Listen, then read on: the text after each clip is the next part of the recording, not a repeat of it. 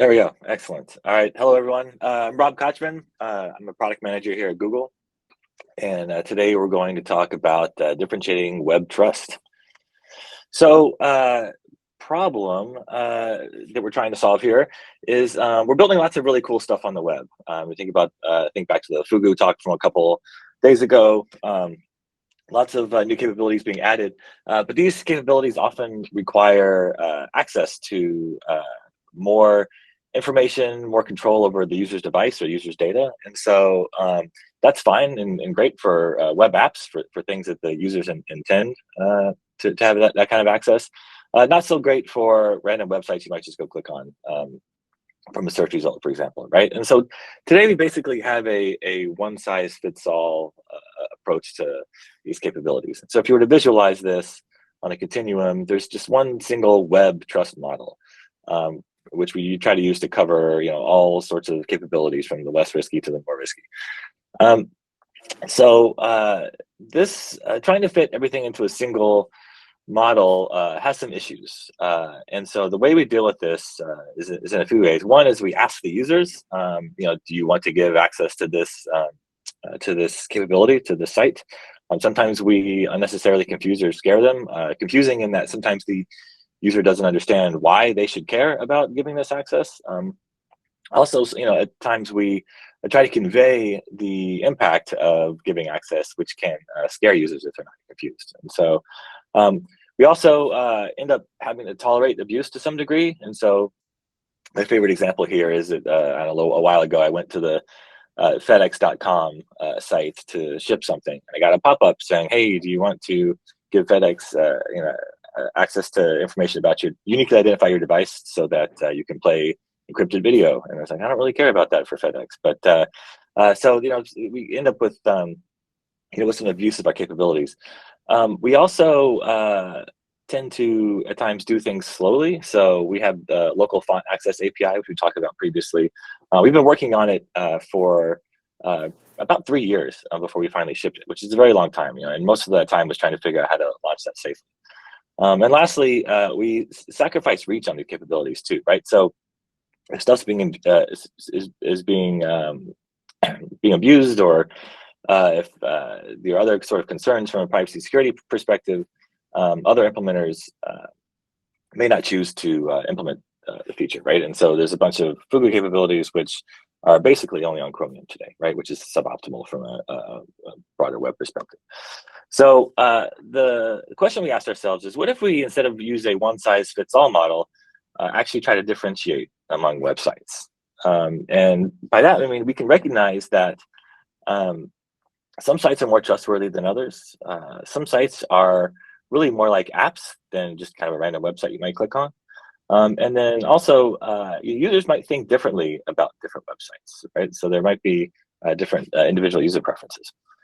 And so if we go back to the illustration from earlier, where we're at today, if I add isolated web apps, which we talked about earlier this week, you can see, isolated web apps addresses the most extreme, risky capabilities. And so, as of today, in terms of the progression this week, talking about new things, this is kind of where we're at. But you can also imagine there's a set of capabilities which don't require the packaging and signing that we have for isolated web apps, but may still be too risky for the drive-by web. And so to support that, introducing a new tier, which needs a name. Internally, we've called this Goldfish, and so we'll have to figure out what to call this. Although it's worth calling out that probably don't need to name this in terms of a user-facing name. But regardless, recognizing there's a new tier here, right? A new set of capabilities. And so we talk about differentiation. We need to figure out whether a site should have access to that sort of middle ground of capabilities. And so concretely, what could we do to differentiate sites? And so this slide is showing more of some concrete signals we could use. So for one, if it's an installed app, right, like a PWA, if the user has chosen to install it, it's probably not just some random site to the user. It's probably something they intend to use more than once, and they might have some degree of trust in it, at least in some dimensions. Developers could potentially assert, for example, that the capabilities they use are only used for their intended purposes, not used for fingerprinting for the purposes of tracking or something else. You can imagine a user agent could collect data about how the site is used to inform future decisions about access. You could also infer user preferences based on how they've behaved in the past. Or we could even just ask them directly, like what they want, right? So we do that to some extent today, but we could be probably smarter about it. And lastly, if we have a web apps in a store, we could use ratings and reviews as a signal potentially for how trustworthy the site is. And so what does this differentiation actually result in? Well, it might mean that some sites might not get access to the most advanced capabilities, right? If we think there's just too much risk there, then there could be more advanced capabilities that aren't given. Or it could be that more trustworthy sites get access to capabilities with less friction, right? And so we say, okay, there's low risk here, it's a trustworthy site. Maybe we don't need to have an explicit permission prompt for this capability. And so in terms of impact, what this could accomplish is we can solve the problems we outlined at the beginning of the deck here.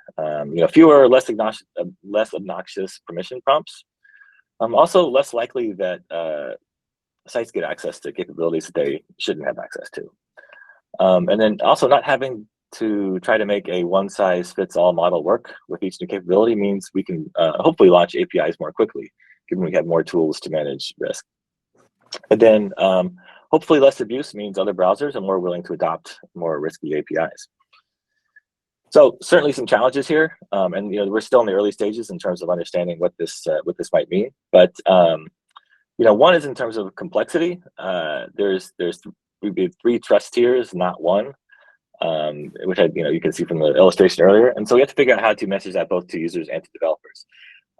It may seem like a lot people understand, but the other thing to consider too is that installed web apps are they're truly exceptional. Most users, most developers won't encounter them.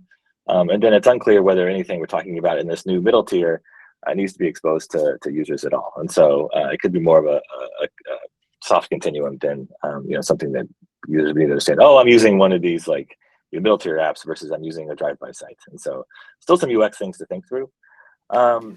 So I skipped to the bottom in terms of the complexity. The other things to think about here are to what extent should the user agent actually make these decisions for the user and be helpful versus like actually getting in the way of the user making explicit decisions about trust, right? It's something we need to consider. There's also need to consider the impact of being wrong for making trust decisions on behalf of the user based on signals that we have about the site. We could be wrong and there could be abuse there, and so it's something we need to think about. Is impact of getting it wrong. So that's a couple of challenges, or a few challenges we've called out. Like I said, early stages, still thinking this through, but would love to, I've intentionally kept this short, would love to get thoughts from the group about this approach generally, the problems we're trying to solve, how we're thinking about it, how else we should potentially think about it. So opening up the floor.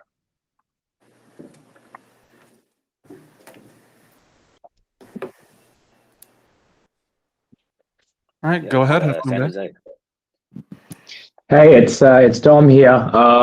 One thing I was kind of wondering is how will users kind of reason about the differentiated levels of trust at play here? How will we kind of convey to them the different levels and how to kind of understand that? Yeah, I can go a little deeper into that. So currently how we're thinking about it is to just cover isolated web apps first. I think we talked a little bit about the UX there, right? That's really more of a like native installed experience, and so it's definitely truly exceptional there, where it really is trying to feel like a native installed app on whatever OS we're talking about. And so then to consider sort of drive-by web versus this new tier we're talking about. The way we're thinking about it currently is that users shouldn't have to think, oh, it's this higher tier of trust, and therefore need to be more aware of it, or more be more cautious.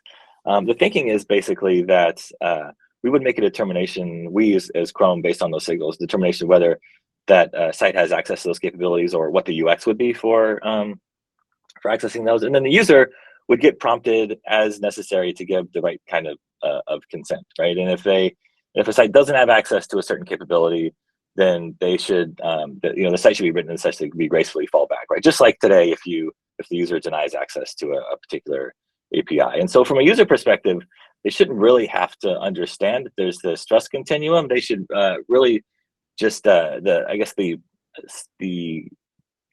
browser should abstract that away from them in a way that they get presented with the right info and the right questions, but not have to think about, oh, there's a different tier here. I need to think about it differently end to end.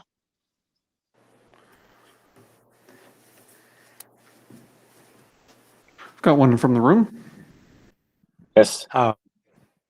Hi. So one thing I didn't hear mentioned was kind of our enterprise policy framework and how those can kind of come in and be override a lot of maybe user preferences around permissions. How do you think about these more like browser signals intersecting with the enterprise policy stuff? Yeah, that's a great question. We've thought about that a little bit. The way we're currently thinking about that is that enterprise admins should be able to, as they can today, turn off all the APIs individually, but also this higher trust tier behavior, disable that as well. So every site would sort of get that least common denominator experience, right? As a way to control things. And so that's how we're thinking about it. But still early days, and would love to get feedback on different approaches there. All right, Jeffrey, go ahead. You mentioned possibly having the website claim that it's going to use the data in good ways.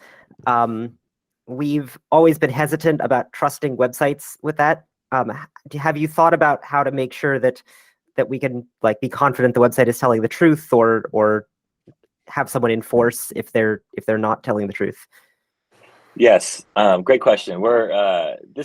We need to figure that out. Certainly, we couldn't launch that without some sort of plan to back that up. And so the way we're sort of thinking about it now is potentially if there's ways we can verify it and show to the user our assessment of whether it's actually doing what it claims it's doing, is how we're thinking about it at a high level. But without a concrete way to actually accomplish that, then you're right.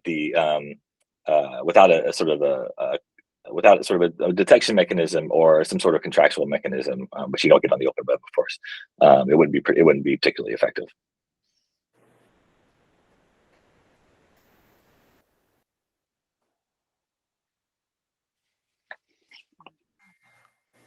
Rick.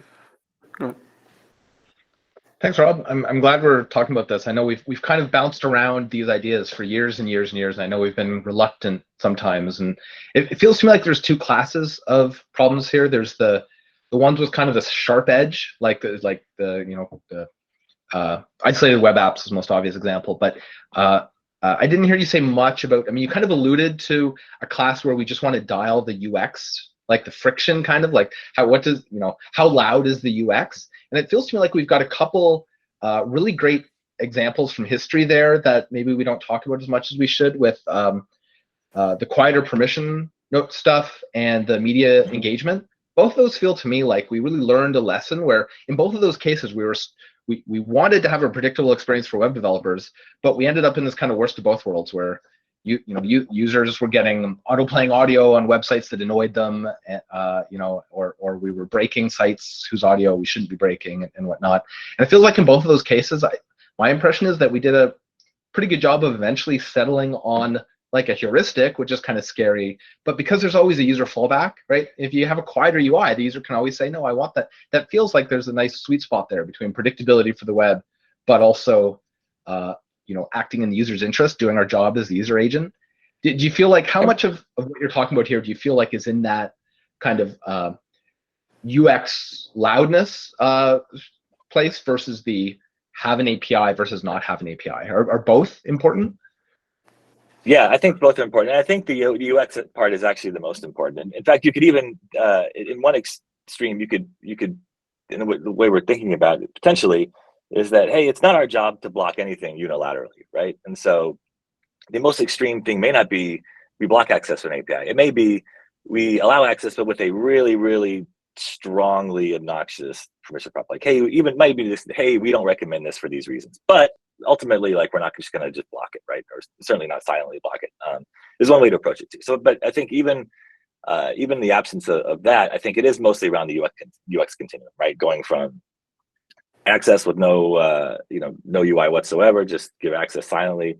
The more silent, more obnoxious, super obnoxious, right? Like there's definitely continuing there, and I think that's the biggest tool we have here for driving the right behavior.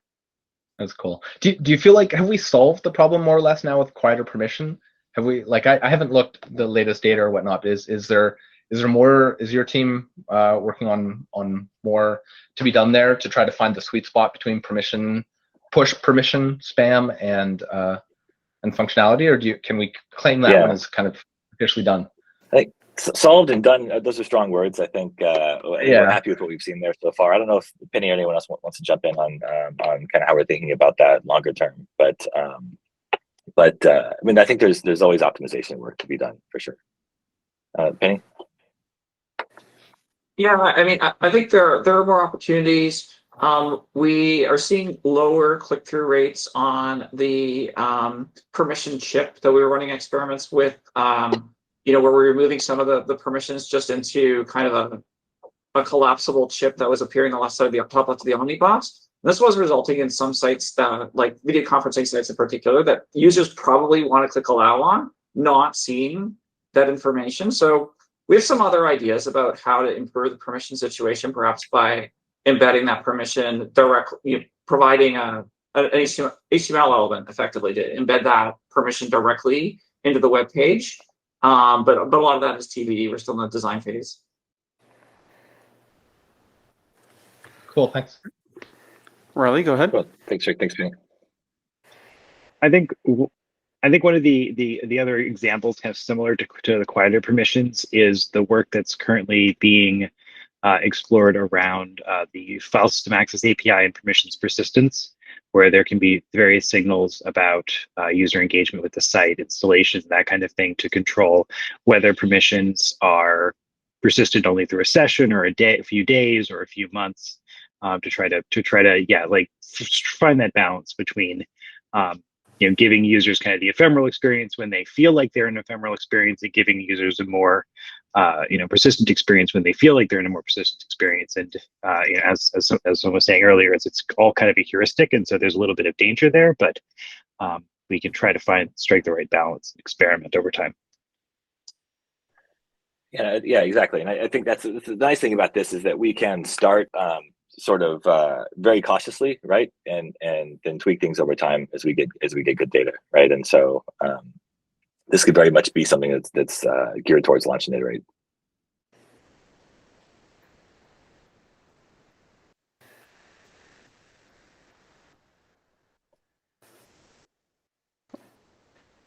Go ahead, Rick. Rick, again.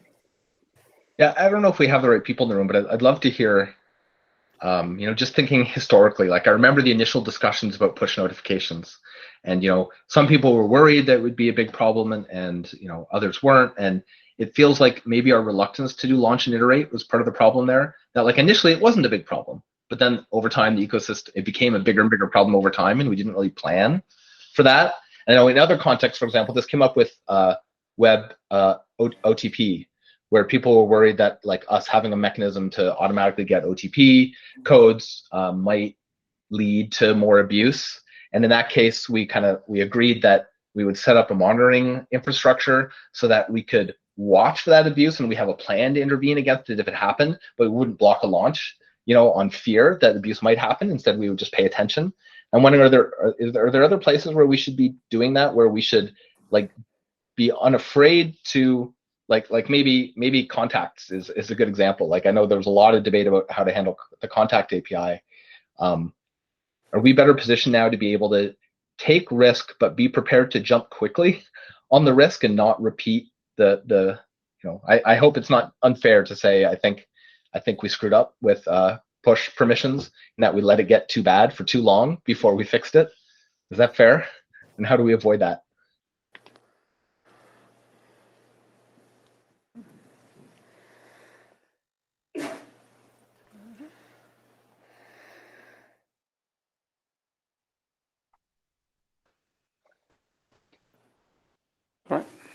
I don't have a strong opinion on the notification stuff. I don't know. Someone in the room? No, there's no one in the room. Go ahead. No. But I think as it relates to this, we have to have those checkpoints and feedback mechanisms built into the plan when we launch, and so it'll be really clear about like what success looks like. At what point do we reconsider? What are some of those mitigating things, and decide those up front so that we can respond quickly once we launch.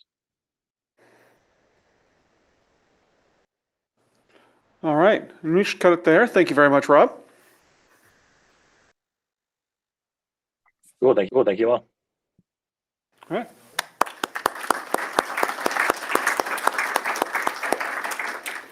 Now we'll take a short 10-minute break, stretch your legs, grab some coffee, hit the restroom. We'll be back at 11:05, 5 past the hour, and opening up with Penny talking about installing pages. Thank you very much. Hey, Tab, Yes. real quick before you go. Did Fred ask you about his presentation for MathML and being able to have experimental web platform features enabled? We got that in. Okay. Yeah. Perfect. Thanks.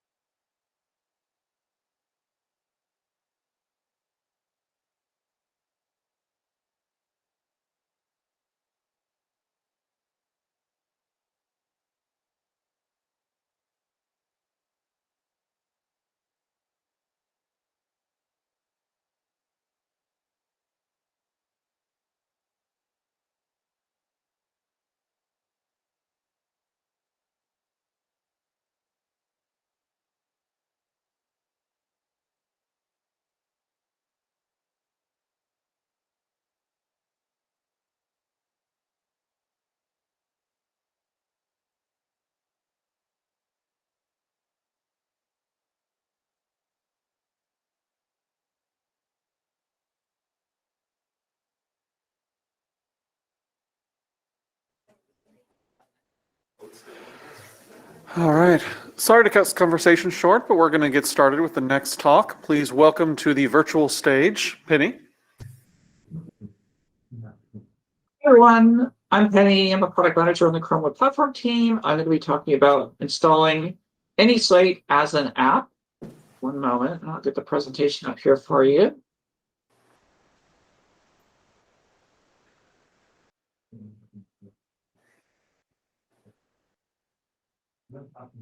So to begin with, to get everyone on the same page, let's cover what installing is and why it's useful. Install is largely about integrating web apps into operating system capabilities, things like launching surfaces, share targets, badging, the ability to run on OS login, file system access, protocol handlers.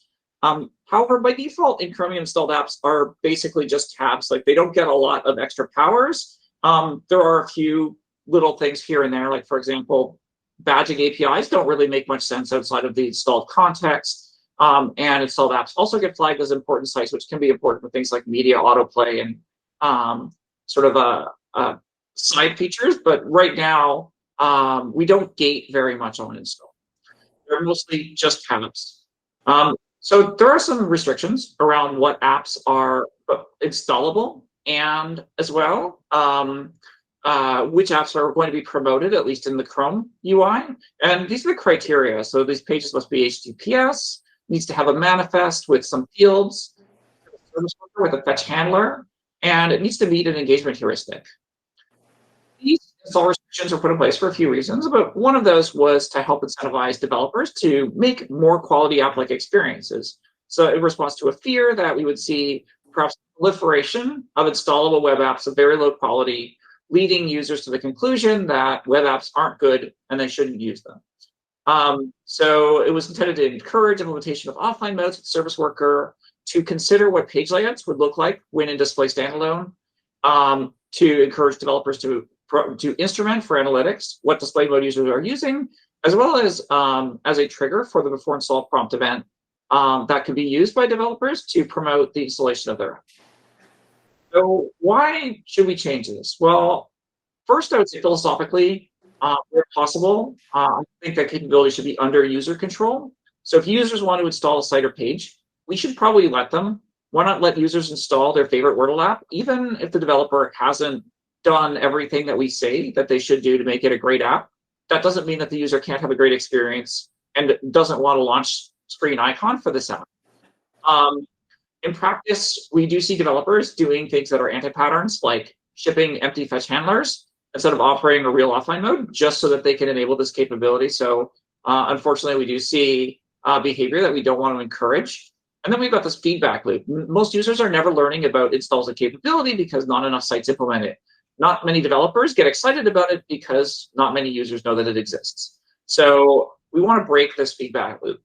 And finally, we are hoping to ship a default offline mode. So most web apps will have the same basic offline functionality as many apps in an app store. And it can be done just with the context of the manifest field. So there's less need for the full Service Worker offline support in the case of the vast majority of the apps these days, and many users are now familiar with apps that are basically cloud-based and don't work when offline.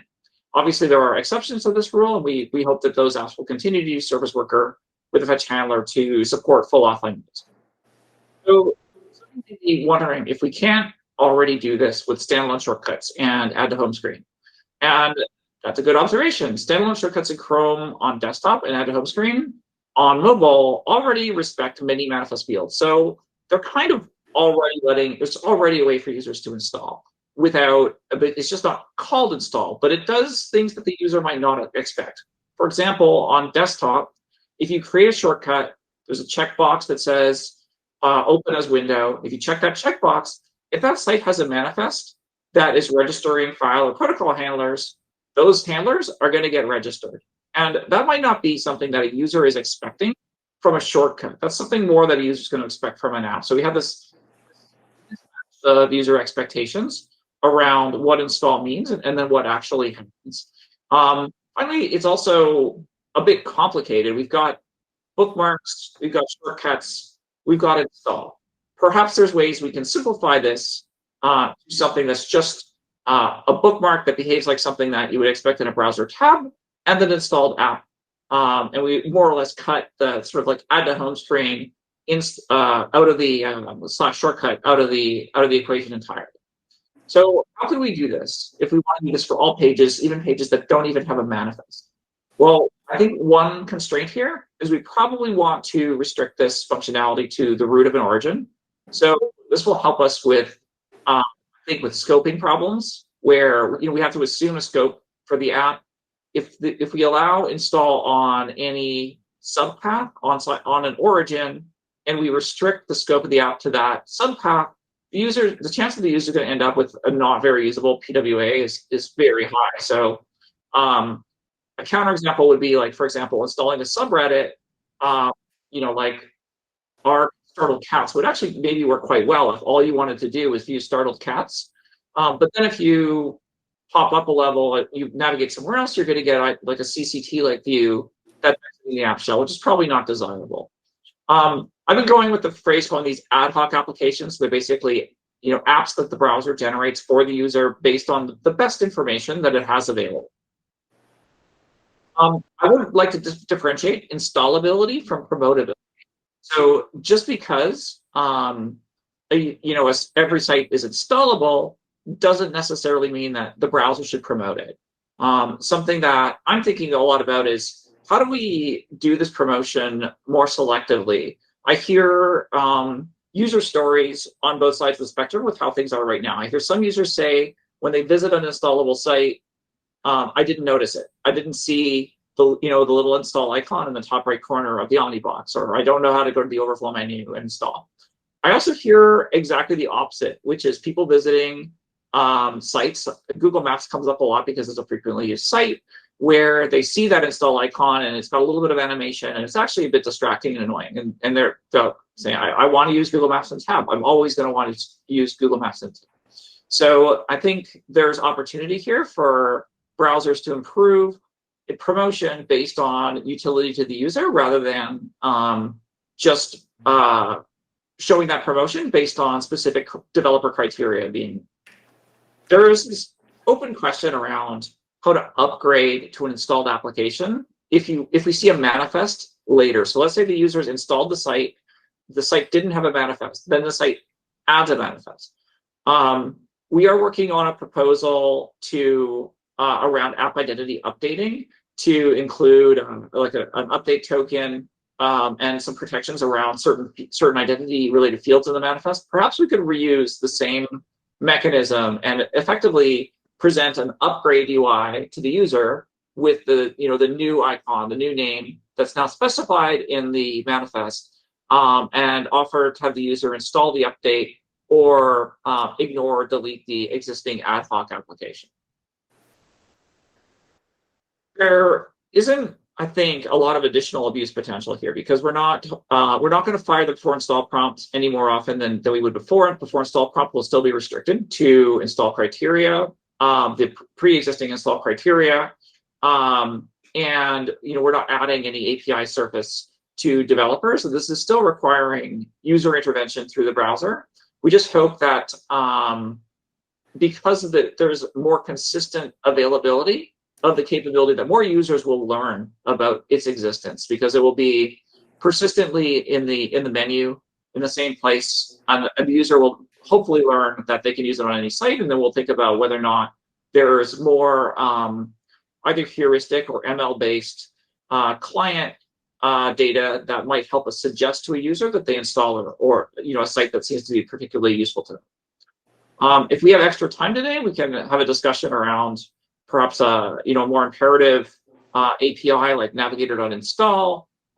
There is certainly abuse potential around something like this, but perhaps this could be something that's available to any site with the correct set of restrictions, user gesture, engagement, perhaps other controls to ensure that whenever you visit a spam site, it's not, in addition to notifications, enrollment is not also asking you to install. Okay, that's everything that I have. Let's open for the questions.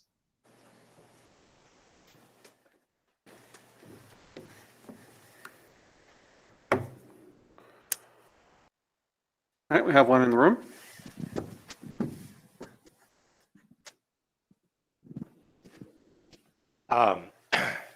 So as part of this make any site more installable, is there some effort to maybe address some of the pain points around user generated shortcuts? Like when I get a new Android device, I lose all the shortcuts I made on my old device and have to make them again from scratch, and just the different home screen management features you get for shortcuts versus installed apps. So that I'd see that as adjacent work. We are very interested in being able to at least restore installed applications that are web APKs on Android. I'll maybe ask Glenn to chime in here, but I don't think that we can do anything about shortcuts because I don't think that we're able to know the state of shortcuts after they get created. I think they're basically fire and forget. And once the shortcuts dropped, we don't know whether it exists or not. So we couldn't safely restore it because we wouldn't know whether the user has deleted it. Glenn, anything you want to add there? No, I think you covered everything. I believe that's right, that we can't really do a whole lot about shortcuts, especially since shortcuts, after they're created, are just sort of managed by the launcher app. And so depending on which launcher you run on Android, that could make things unreliable. But yes, we are starting to look into making sure that web APKs can be restored on new devices. Okay. I guess what I was leading to is, should we deprecate shortcuts and make everything a web APK so that we get better functionality across the board, or kind of what's the idea?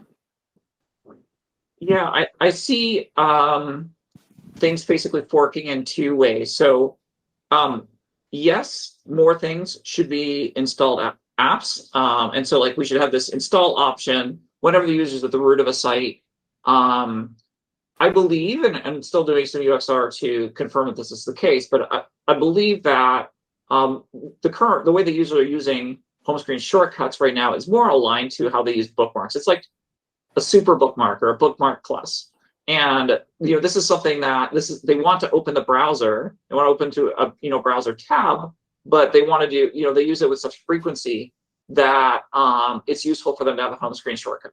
And so I would see that as being, perhaps we add a button to the shortcut create journey that is an to the bookmark create journey to drop a shortcut on the home screen.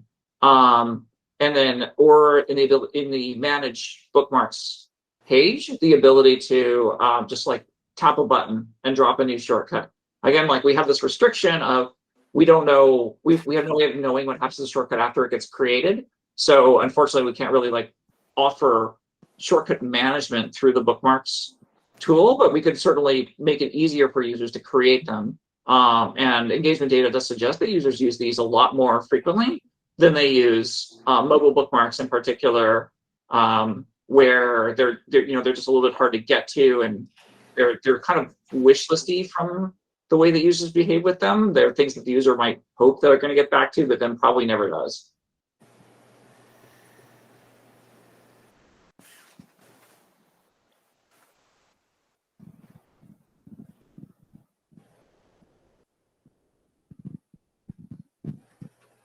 All right, we're not seeing anything else. Penny, did you have some overtime things to talk about? I'm very interested in thoughts on a general navigator.install API. Like what are reactions, fears?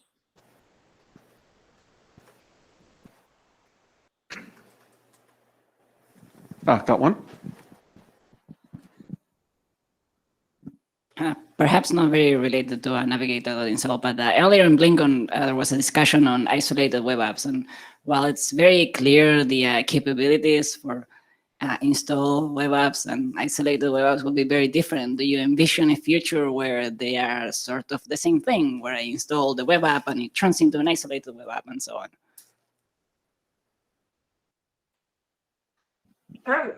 So one of the challenges there is the packaging And the integrity that's provided by the packaging is an essential component of the isolated web app. And we wouldn't be able to have that kind of integrity assertion made without the packaging step. So it would certainly be good if the journey was elegant from one to the next. So like if the user's got is either using a site in a tab, or they've got that tab installed as kind of a standard installed web app, if it's relatively straightforward for them to migrate into the isolated web app. But we also wouldn't want to share application state between the two.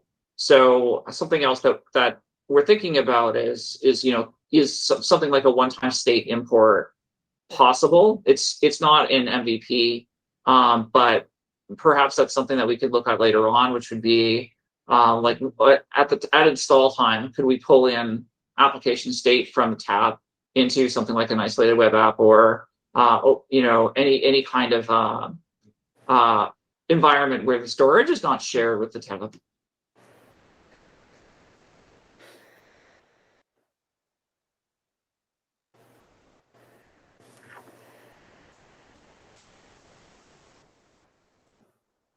All right.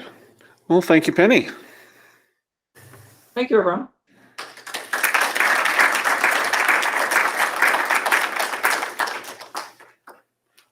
All right. Jump over to the last talk before lunch. This will be Yoav once again.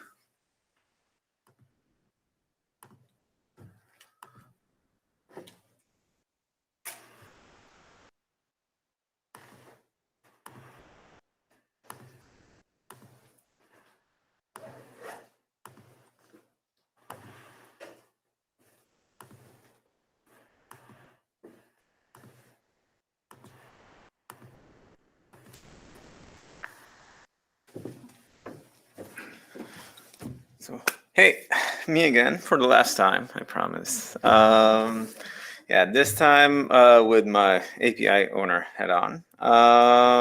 So last summer, I was up on this mountain visiting this lovely glacier when all of a sudden I was high enough, like at a high enough elevation to actually get cell coverage from the town below. And at the time, I still had my Twitter notifications enabled because I was foolish.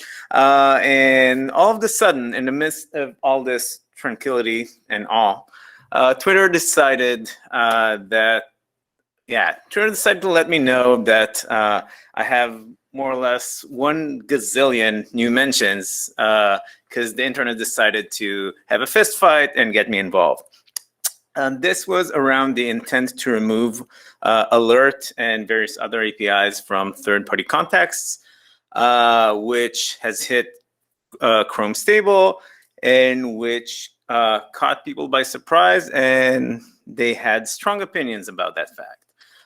People were starting to throw a bunch of conspiracy theories around, so against my better judgment, I replied with a thread outlining the motivation for this change, the fact that we had cross-browser consensus to actually make that change, admitting that some of the use cases were missed when we reviewed that, and then pointing out that the change was rolled back, etc. None of that really helped, and people weren't particularly happy. So what went wrong in this particular deprecation and removal? Multiple things. There were 2 major use cases that we kind of missed, which heavily relied on cross-origin iframes with alerts. One was the enterprise use case, which we knew we don't have the numbers for, but we kind of relied on enterprise policy as a crutch to save us there. And apparently there are a bunch of enterprise use cases where enterprise policy is not really the answer. There was also the educational use case, the JS bins of the world that were using essentially loading content in a cross-origin iframe to isolate it in terms of cookies and whatnot, and then letting developers run arbitrary content inside of that iframe, where alert is heavily used there in order to teach people what what happens when you run scripts and the various an interactive breakpoint. We also, beyond those 2 points, we didn't really communicate this particular change all that well to the broader community. We could have done a better job there. This shipped without deprecation reports, which was not great, because even if developers were getting deprecation reports and collecting them and looking into that, they didn't get any notification ahead of time that this is coming. And finally, there were some tone issues in the discussions that ensued, but that's beyond that, I think that there's a fundamental issues with our approach to deprecations. Our mental model on how developers can modify their sites to get them to where we want them to be is somewhat disconnected from reality in many cases. We release Chrome every month, and the time for us to get code, from writing code to having it be deployed, is relatively short. Some developers that we talked to after this, they have 6-month release cycles. And if you want to change something that is a minor change, just a header change or something similar, get them to sign up for a reverse origin trial or something along those lines. That can, in some cases, involve them having to ship an off-cycle version, which requires them to talk to their thousands of customers and get them to opt into this off-cycle version. And there are a lot of complexities involved in shipping software. A lot of that is around the enterprise, but not necessarily only in the enterprise. And developer teams like us, they have their OKRs, they have their planning for the year that is already made at the beginning of the year.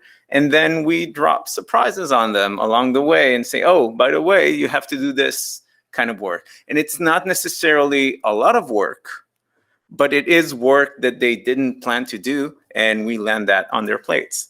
And yeah, as we saw in the keynote 2 days ago, we had 25 removals this year. I'm guessing, I didn't look at what those are. I'm guessing a lot of them were relatively safe and relatively small, but I bet that some of them weren't. And this is a cost that the developer community bears. So how can we do better? I don't have any answers. This is really a setup for discussion. But one thing I do believe can be extremely helpful is deprecation reports. This is a feature that I think is underutilized today. Not all Chromium developers are aware of that when going into deprecation, and that's on me partially. We need to make sure that Chromium developers are well aware of it, are using deprecation reports properly.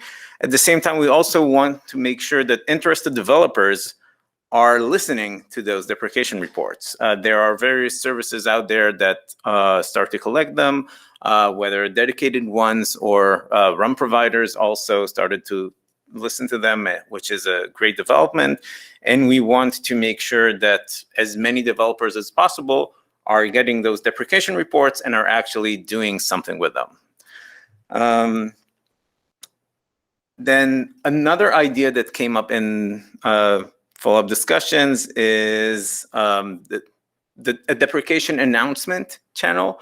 Right now on BlinkDev, there's a lot of chatter going on. If you only care about deprecations, monitoring Blink Dev is a lot of work. It seems appropriate for us to have some dedicated channel for deprecation announcement, maybe as a mailing list, maybe on GitHub, that would enable interested developers to keep tabs on what's coming and be less surprised by it.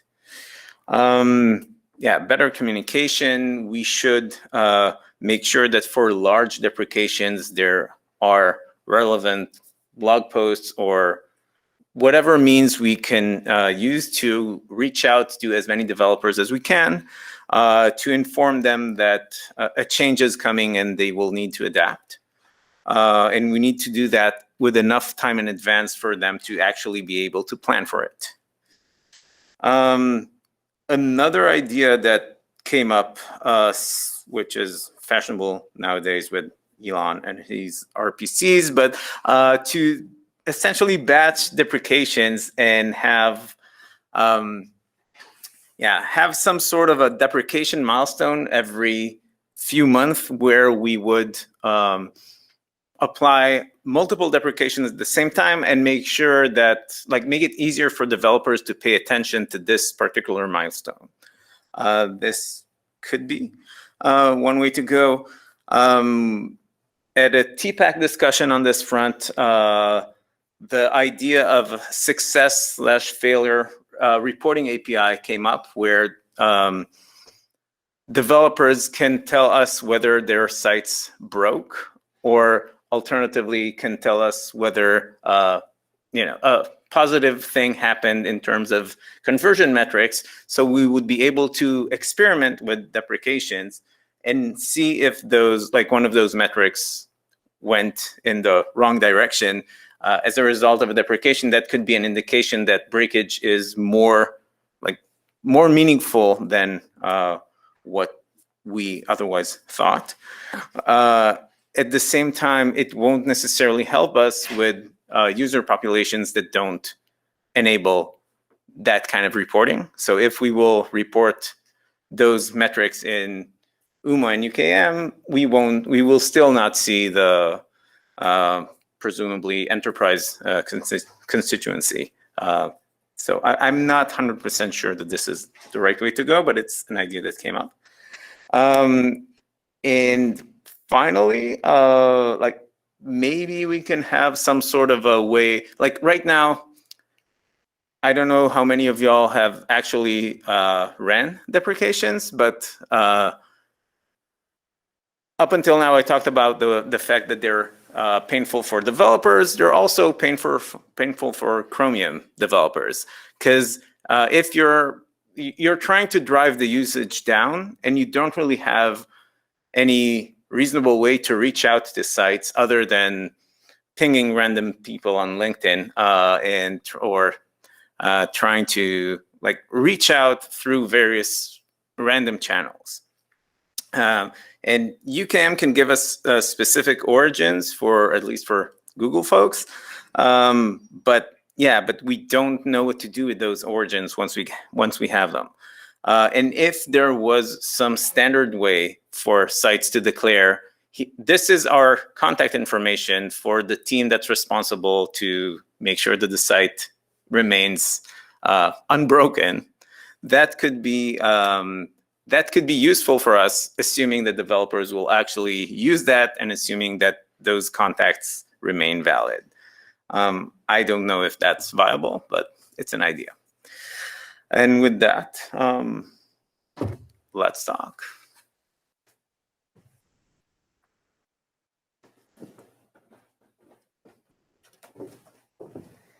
Thoughts?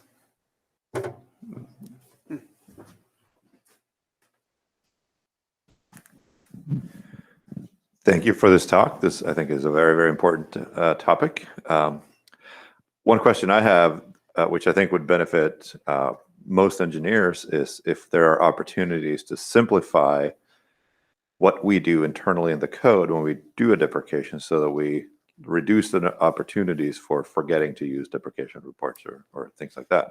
I'm curious if you have thoughts on that. I think that we can. It used to be very simple. So essentially, the use counter for deprecations also sent out deprecation reports. That's still the case, but in order for those deprecation reports to be meaningful, due to some like the move from DevTool console logs to DevTool issues, now there are a bunch of hoops that people need to jump through. We should probably try to minimize the number of hoops and maybe eliminate them altogether. So that's a great point.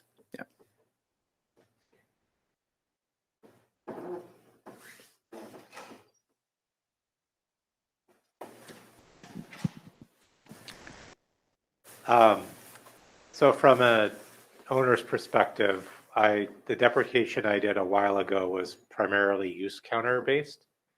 How do you feel owners could better incorporate feedback from the broader community and not just rely on use counters for running deprecations? I think it's hard. It's hard. If the use counters are very, very small, then this is like just relying on the use counters is probably reasonable. You can also have HTTP archive searches, GitHub searches, all that, but that doesn't give you any guarantee. I think that maybe we should have like better communication channels, and I don't know if the deprecation you're talking, like if that was something that's big enough for us to actually, have a blog post on and try to get feedback on. If like for very small things, yeah, it's a hard problem. I don't have any answers, but yeah, maybe getting more people on the deprecation reports train will, fish out the people that don't typically report metrics, but will tell you that, the thing that you're going to break is something that they are relying on.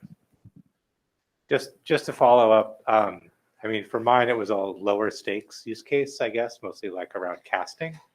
But I think of cases where like it's something you do once a year, like pay a bill or do something legal wise that may not show up in use counters, but could still be very important. So how do you capture that? That's a great question. I don't have any answers, unfortunately. Right. Josh? Josh, raise hand. Okay. Go ahead, Josh. Sure. It sounds like the deprecation reports might help with this, but one sort of chicken and egg thing that we've run into, especially with deprecating storage APIs, is the API owners seem reluctant to have deprecation warnings until we're already at the point where usage has been driven down, which leads to, what are our options for driving usage down to the point where we can then actually announce the deprecation. I know, DevRel and many ways to do this, but I'm curious for your thoughts on how to improve things here. Yeah, there is some tension here because we don't want to spam developers with, this is going away, we don't know when, and here's a list of other things, like other 20 things that we want to go away but don't know when. So we don't typically introduce deprecation warnings until we have a line of sight into when those deprecation warnings will actually be, actionable and when we will be able to actually remove the feature. You're right that at the same time, this will also mean that we won't be sending out those, like we don't show those deprecations to developers. We don't send out those deprecation reports to interested folks that collect them. Yeah, I think that the best path there, if you have large, like if the UKM breakdown of your use counter is that there are several large sites that are that are responsible for most of that usage, that's the best lever to drive down the usage and talk to those sites directly. But again, this is easy when it's sites we have partnerships with. It's less easy when it's random sites on the internet that we need to figure out which is the right person to talk to there. Yeah, that's a great point. I have no good answers. Sorry. We have another one from the room. Yeah, I don't really know if this is a question, but my team recently deprecated an API that met these, harder requirements where it's not used to law, but it was on the critical path for authentication, and mostly on enterprise. So we don't really get good data, and it was a very slow process. So I had this idea that ended up being rejected for some reason of making the API fail some % of the time and then show an error to the user. This site is trying to use something that is deprecated. Go talk to the maintainer. But they didn't like that for some reason. Yeah, and it took over a year, like a year and a half or so. So yeah, I understand your pain, is what I'm trying to say. All right, Brian, go ahead.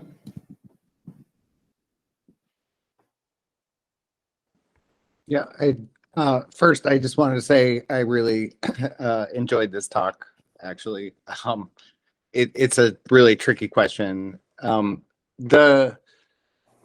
guess I have two comments. So, one is I feel like the question that was asked earlier about, how can we involve the broader community? One answer to that might help. I mean, it's not an answer, but I also have been involved in several things that have tried to engage the community. And one that seems to be pretty useful is MDN now has the ability to run short surveys. We have interop and developer experience groups that are working on how do we look at that kind of data, like surveys and things. It would be good to engage that group, I think, with some of the things that we are thinking about maybe someday, just to ask for input or gotchas or whatever. And the other comment is more of a question, I guess. You had mentioned something about being able to register, here are the people responsible for this in case something goes wrong. I also have made a suggestion to that would benefit from that. So I'm curious, has there been any discussion? The HTTP archive collects gobs and gobs and gobs of data, and a lot of it you can sort of detect anomalies where there's obvious problems. And for the markup chapter, for example, we looked at the data, we found some anomalies, and discovered that 10,000 sites were broken because of one chunk of markup that somebody accidentally committed. And it was we tracked that person down, and that afternoon made 10,000 websites better. Having a facility to do that, I agree, would be great, not just for deprecation notices, but all kinds of other things we could build with that. Has there been any feedback or movement, or do you have any sense of how plausible that is? Given that this is a slide I added at 2 a.m. tonight, I doubt it. Just, random idea. Let's run with it and see where it takes us. I agree that this would be useful for various things beyond deprecations. The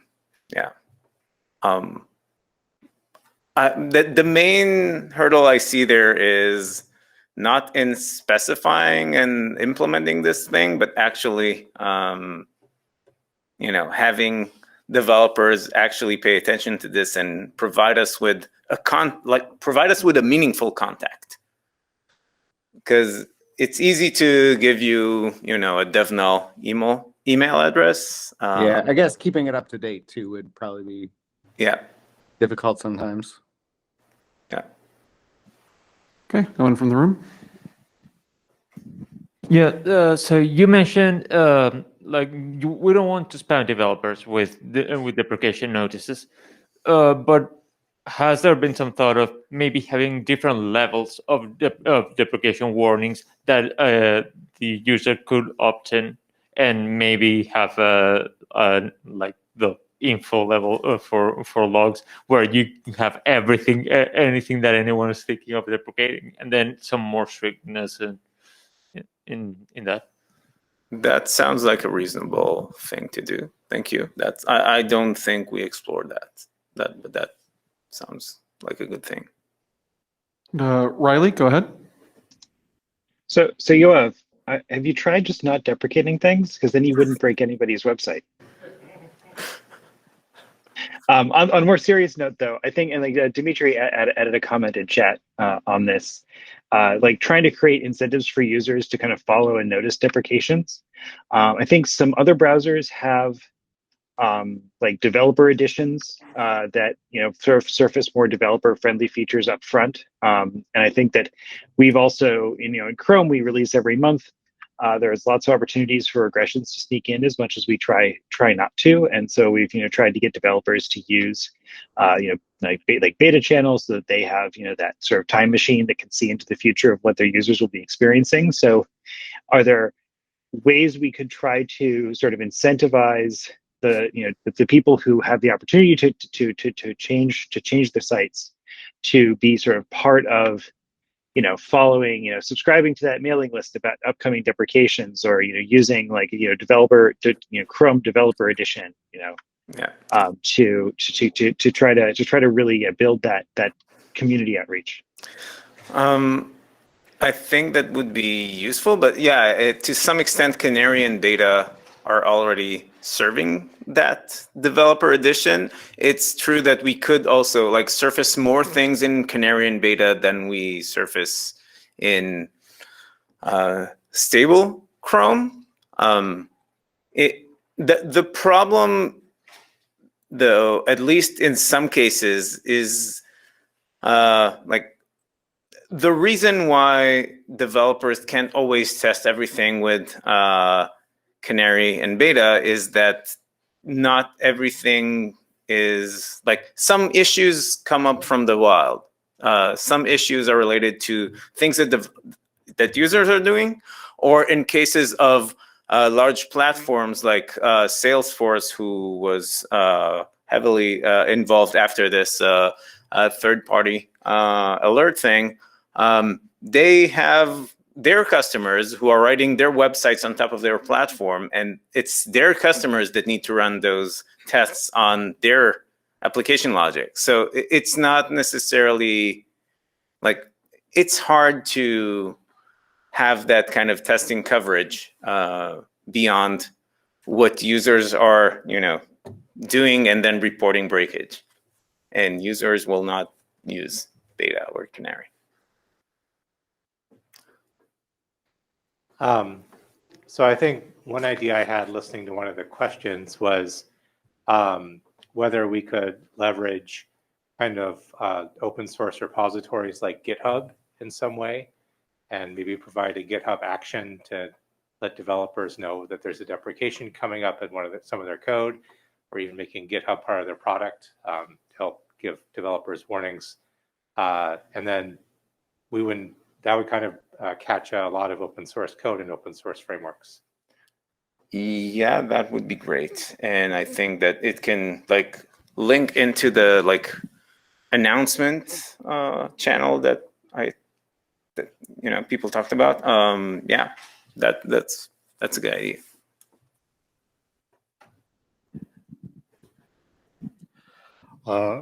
Question would be, do you have some kind of high-level idea of how people are noticing deprecations nowadays? A kind of breakdown. Okay, they notice like by blog, by this the mailing list, BlinkDev, an event, something like that. Is there any kind of Chromium user, developer users poll that is giving that information? And if not, would it be maybe that could be useful, kind of for the developer community, using the frameworks or whatever, knowing at least where they notice these kind of changes, so the strategy can be adapted accordingly. Yes, so I don't have any data. Typically, those kind of like breakage reports come in as like Chrome bugs, and which is like one thing that, you know, one channel, it's a lay channel, but this is how we typically discover. Another is people come back to complain on Blink Dev, like on the intent thread. That's another one that we see once in a while. So all of them are reacting already to the problem, and you don't get when the communication has been successful. So that maybe we want to know beforehand if we are communicating right the deprecations, and not only when there's the tragedy and the drama. Yes. Yeah. Okay.